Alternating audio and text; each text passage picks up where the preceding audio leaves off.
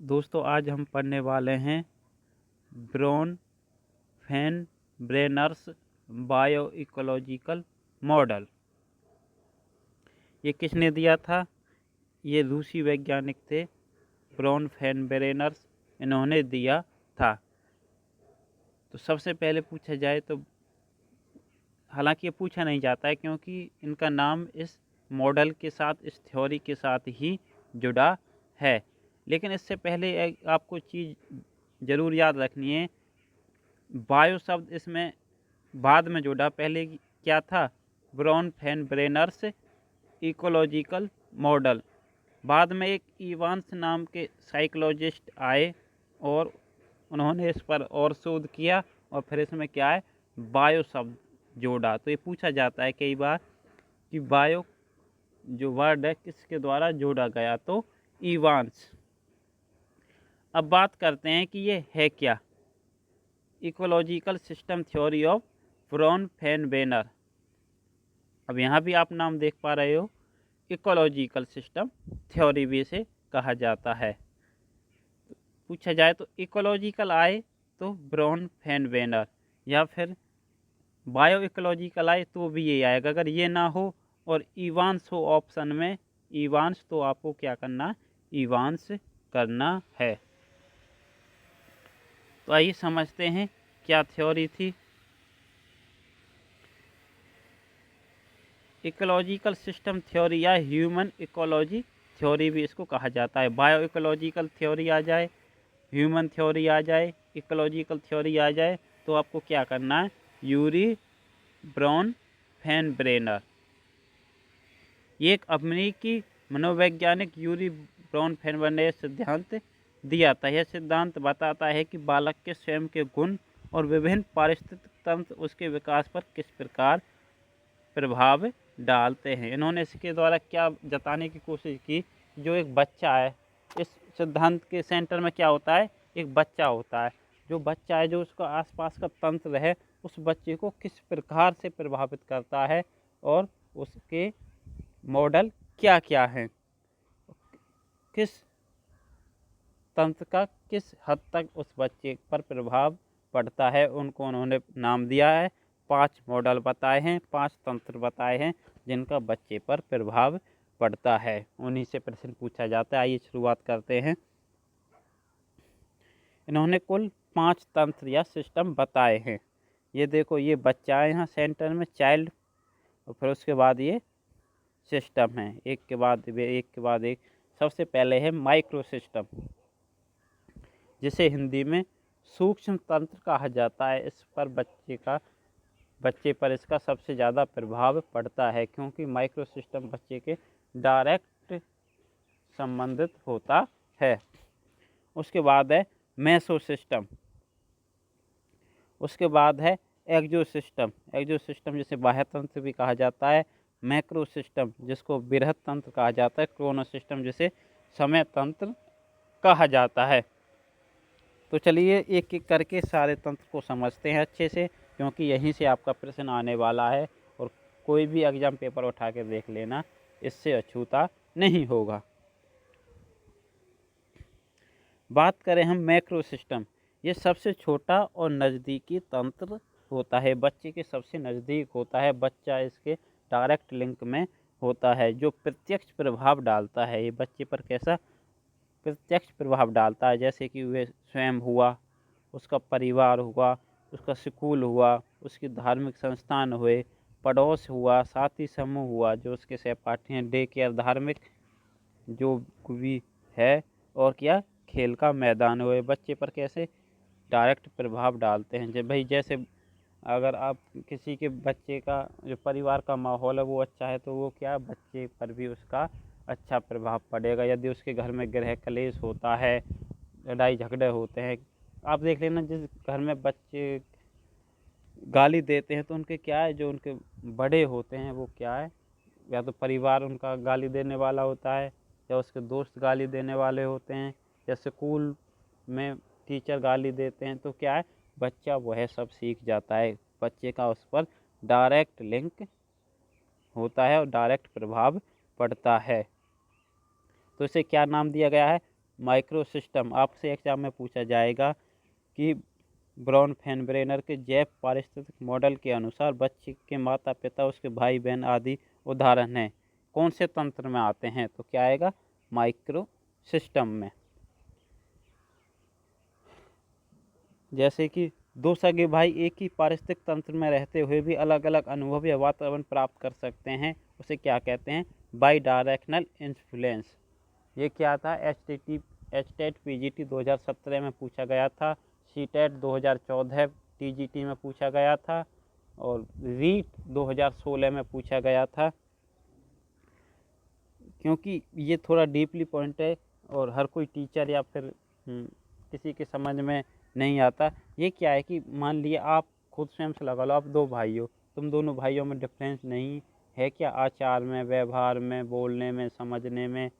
क्या है कि आपके जैसा दोस्त रहेगा तो आप वैसा ही विचार रखोगे, वैसा ही सीखोगे। जैसा आपका स्कूल रहेगा, जैसी आपकी कक्षा रहेगी, तो क्या है, जैसा आपका खेल का मैदान रहेगा, तो दोनों, क्योंकि दोनों थोड़े बहुत कहीं ना कहीं अलग अलग माहौल में रहते हैं, तो क्या उन दोनों का उन पर अलग अलग प्रभाव पड़ता है। इसे क्या नाम दिया गया है? By directional influence. अगला पॉइंट आता है, जिस प्रकार बालक क्रिया प्रतिक्रिया करेगा, माइक्रो सिस्टम के लोग भी बदले में उसी तरह का व्यवहार करेंगे। यदि आप किसी से अच्छा बोलोगे तो वो क्या है, यदि आप अपने पेरेंट्स से अच्छा बोलोगे तो वो भी क्या है, आपसे अच्छा बर्ताव करेंगे। यदि आप उनसे उल्टा सीधा बोलोगे तो वो भी आपको उसी तरह का जवाब देंगे, आप में पिटाई लगाएंगे या फिर आपको वो ऐसा ही जवाब देंगे। तो क्या है कि इसमें क्या है, आप जिस प्रकार की क्रिया करोगे या प्रतिक्रिया दोगे, उसी प्रकार आपके साथ व्यवहार होगा। जितना अच्छा संबंध उतना अच्छा विकास बालक का होता है। ये बात आपको याद रखनी है।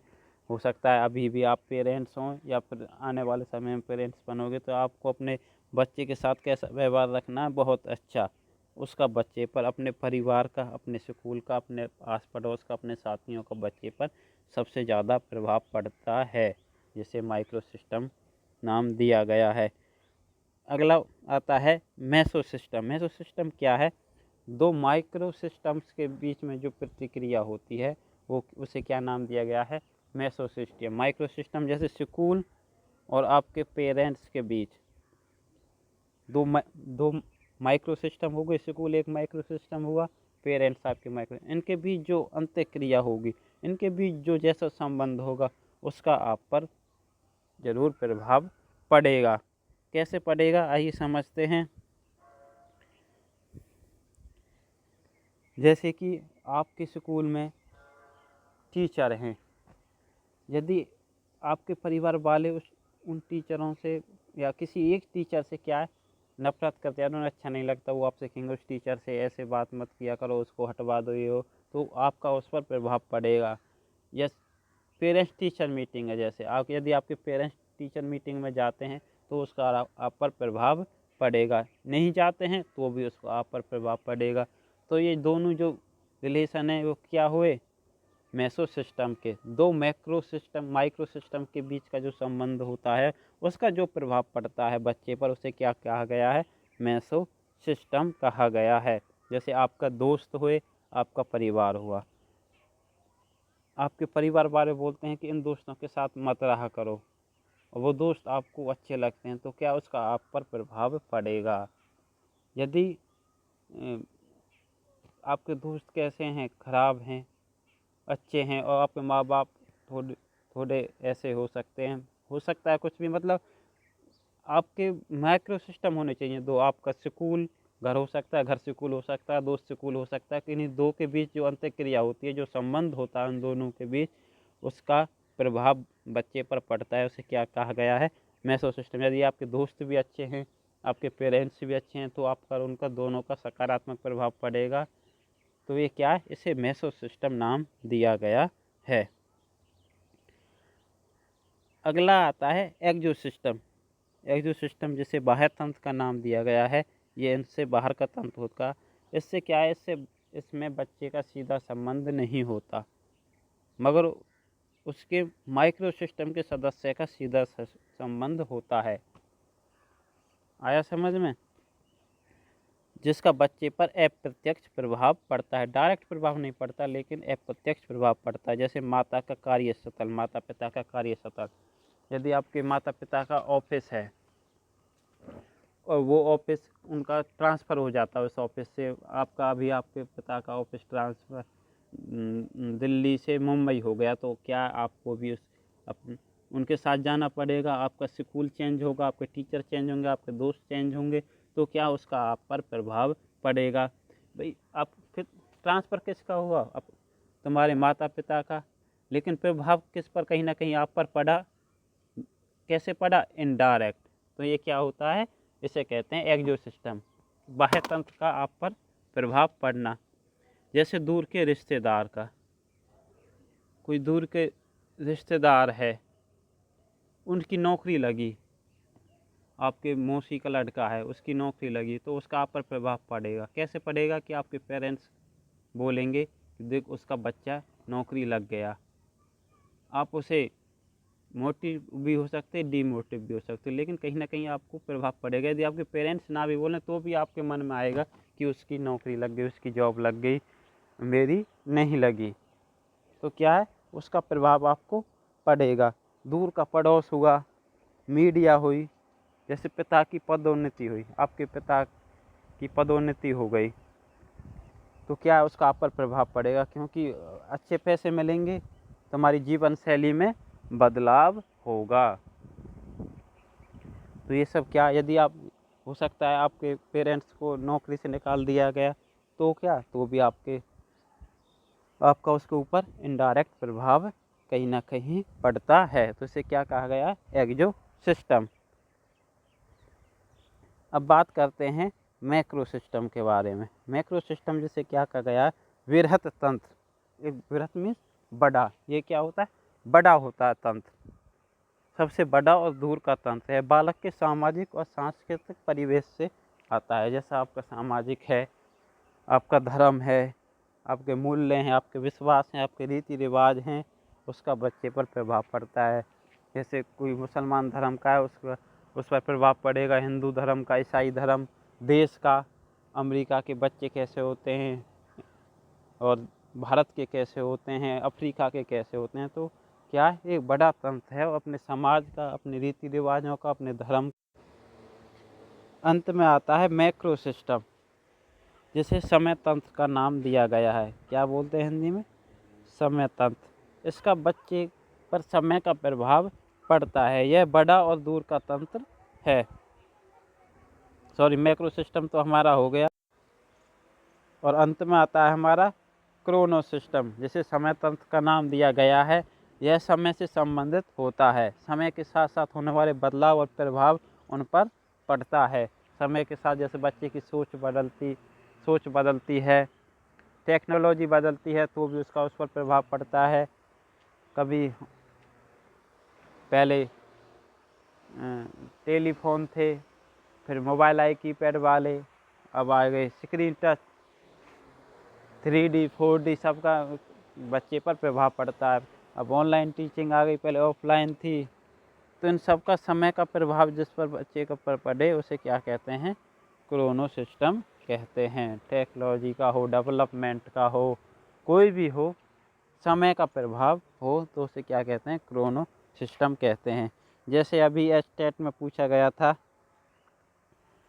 ब्राउन फेनब्रेनर के जैव पारिस्थितिकीय मॉडल के अनुसार बच्चे के माता पिता, उसके भाई बहन आदि उदाहरण हैं। कौन से तंत्र के हैं वो, माइक्रो सिस्टम के, जो सबसे सूक्ष्म तंत्र है और सबसे नज़दीक है, जिसका बच्चे के साथ डायरेक्ट लिंक होता है। तो इसी प्रकार के प्रश्न पूछे जाते हैं। उम्मीद करता हूँ आपको समझ में आया होगा। समझ में आया है तो वीडियो को लाइक कर दें, चैनल को अगर आप चाहते हैं तो सब्सक्राइब कर लें। थैंक यू, धन्यवाद।